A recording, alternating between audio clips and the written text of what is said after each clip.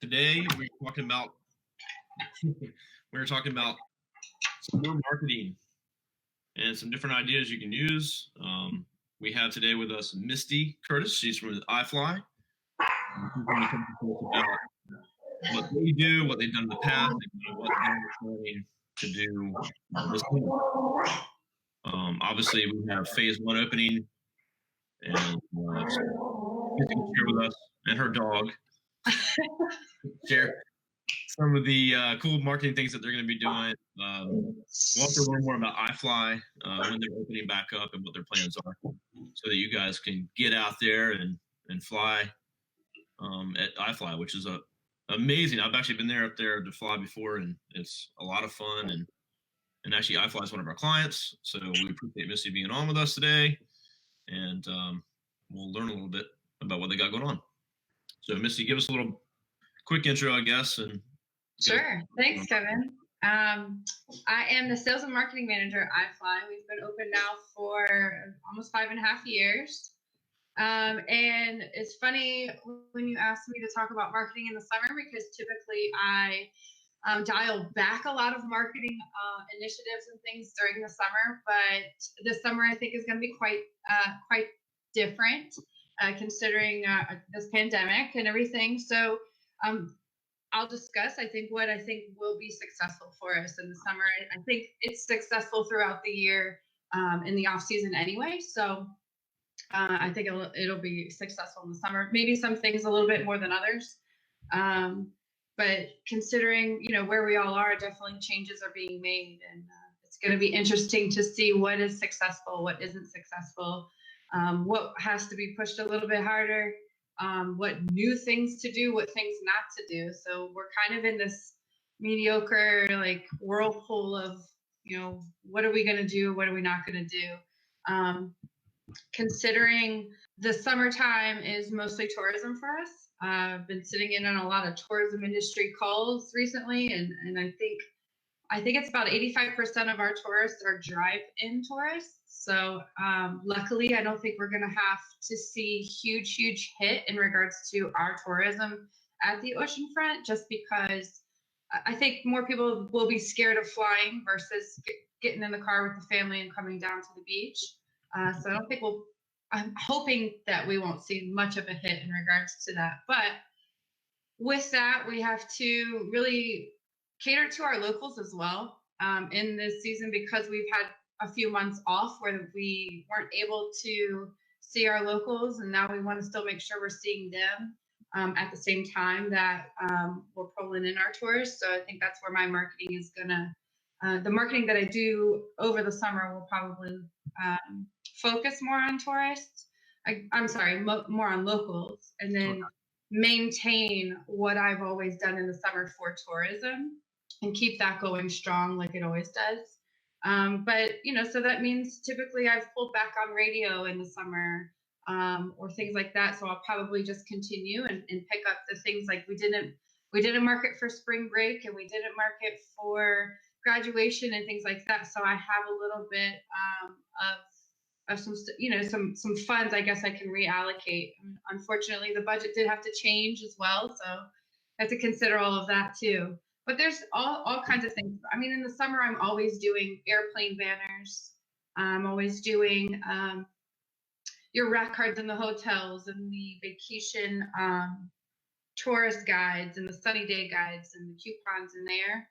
I've never really had to do many discounts or specials in the summer, because tourists obviously come to our town with pockets full, ready to spend.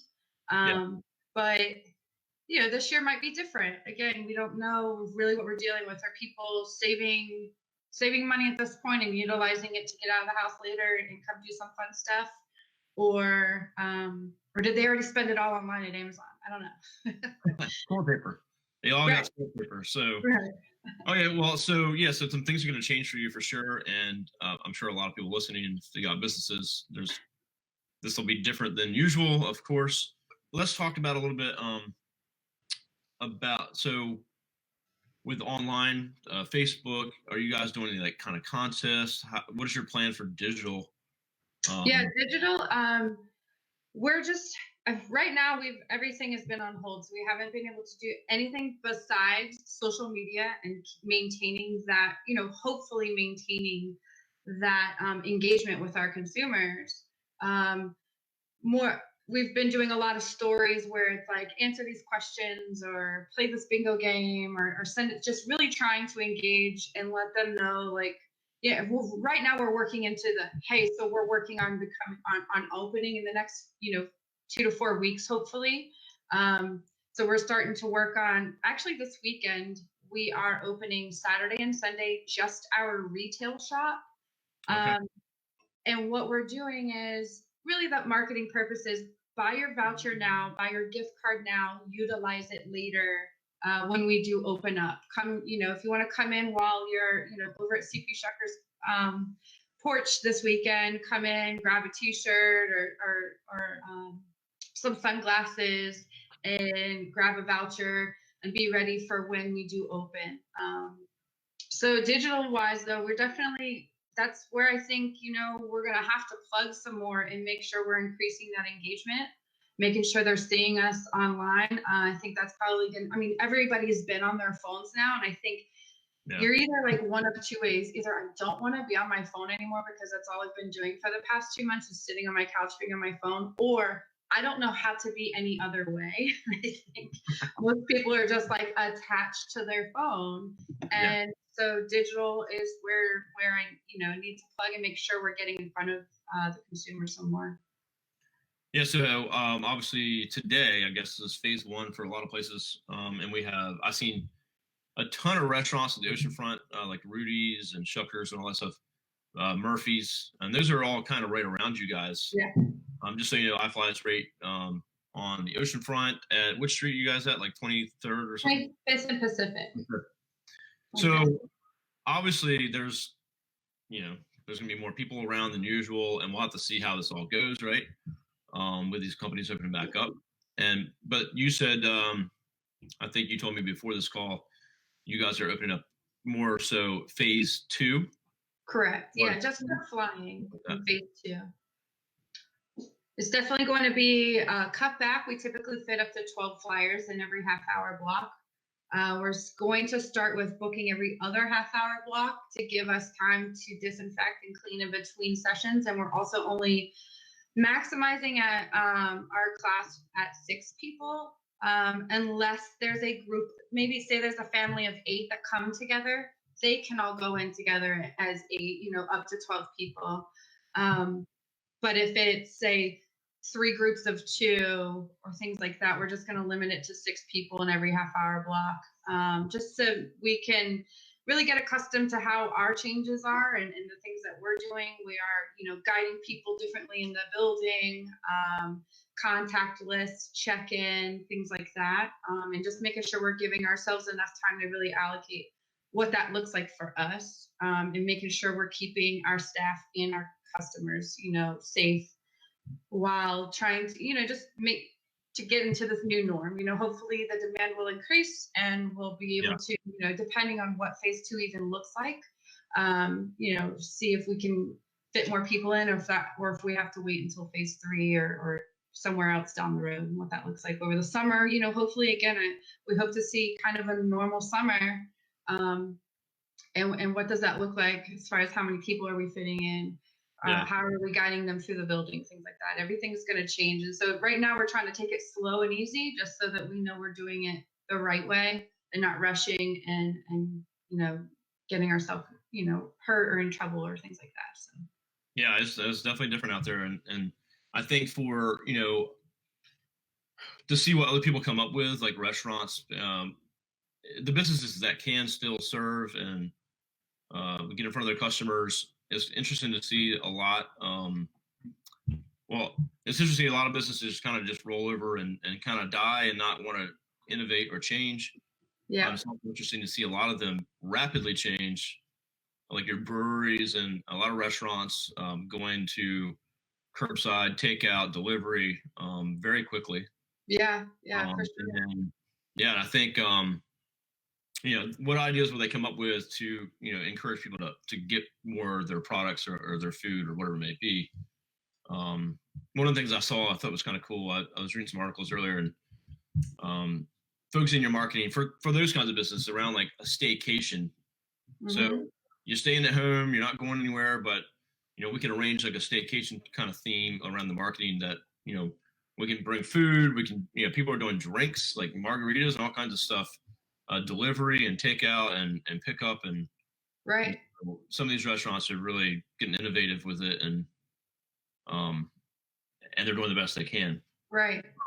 But for like a hotel or like someone like you guys with a facility that people have to come into, you're kind of held back a lot, and so it'll be interesting to see.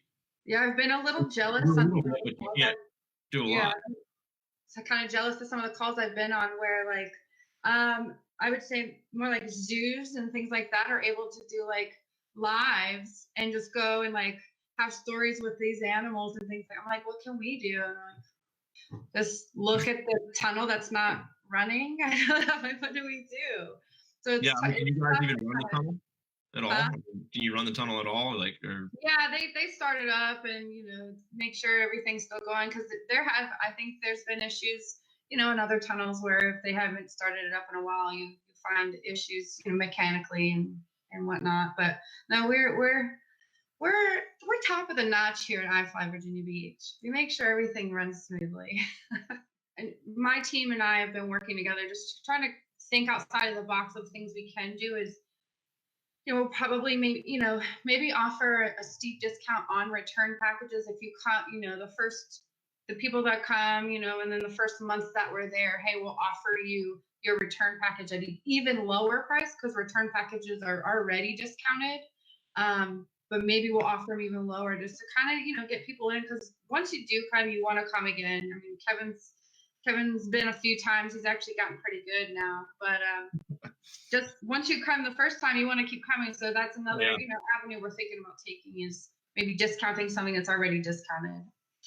I'm ready to come. I'll come either way. So, how to market a business that was shut down right as they were launching and can't open until at least phase two. A lot of uncertainty, but no virtual model. That's a tough one. So yeah, if you just started a business right before this happened, then yeah, you definitely have some challenges. I'm not sure how much you have into it. I don't know how much invested is into it.